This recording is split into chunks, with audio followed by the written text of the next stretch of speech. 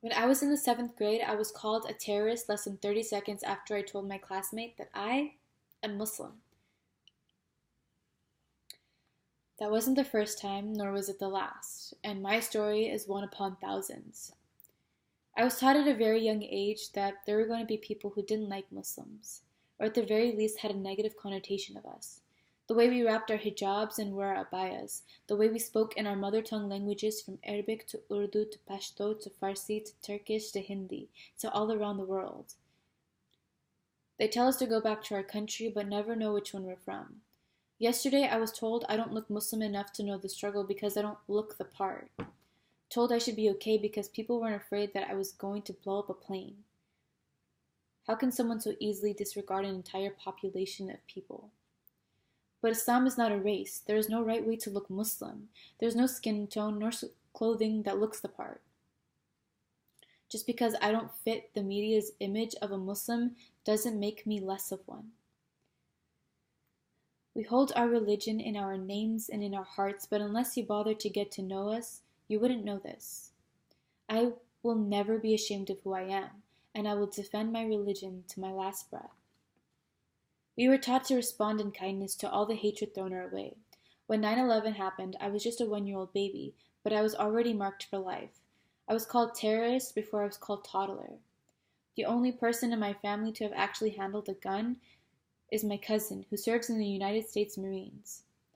Every day after 9/11, anyone that is Muslim or looked anything like a Muslim was targeted, not for who they were, but for what they could have been. Constantly asked if they were going to blow something up or did target practice at home. Some were even asked if they were related to Osama bin Laden, never realizing the pain that comes with these accusations. These things are not to be joked about. I am told what my religion is by people who don't know anything about it.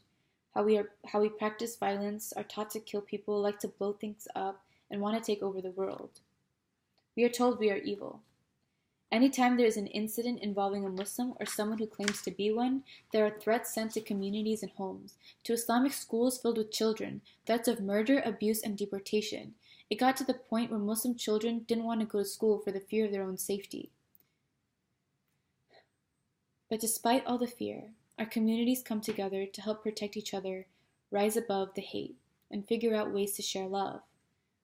Let anyone in our community see that we are harmless, but these are the things that always go unseen. I'm told that my religious laws and practices are unconstitutional, but all I ask is that you learn my religion before you judge it. Learn how I am taught to take care of the elderly and the young, to help feed the poor and the unfortunate, to never waste food, how I am taught to never raise my voice when angry. Learn about our prophet who took care of those who showed hatred towards him. Learn the stories of the victims of hate crimes, of those who died too soon for all the wrong reasons. We live in a society where Muslims somehow equals terrorist, when terrorist by definition is someone who uses violence and intimidation against civilians. None of us can do that. Throughout history, we have seen terrorists of every race, color, and creed. But why is it that Muslims are the only people it's stuck to? Rest in peace to the 2,976 American people who died on 9/11. And rest in peace to the 48,644 Muslims that paid the price for a crime they did not commit. Islam teaches peace and love. This misconception of the Quran tells Muslims to kill people is wrong. We are told we are allowed to protect our people, and if it results in the death of someone else, you have to have a valid reason as to how it ended like that. We are taught to protect, not attack. We try so hard to separate ourselves from one another, pick out our differences, and make ourselves somehow superior to the other. And even when there is nothing to pick out, we make up this distorted reality of who we think someone is. At the end of the grave, we are all left to bone. The only thing that separates us are our tombstones. When I say I am Muslim, it is an invitation to conversation. Ask me anything. Every little thing that you've ever wondered about. Ask me about how life is as an American Muslim. Ask me about the hijab. Ask me about how our calendar is based off the moon.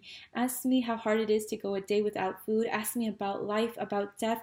Ask me what I believe in. Ask me what I don't.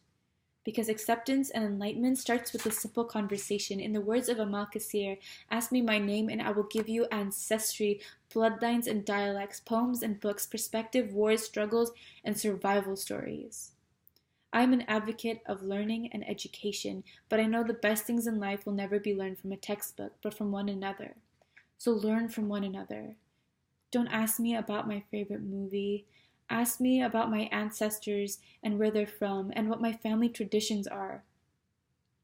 Invite one another into each other's worlds. Open the conversation to sharing love and life. We share Earth as a home.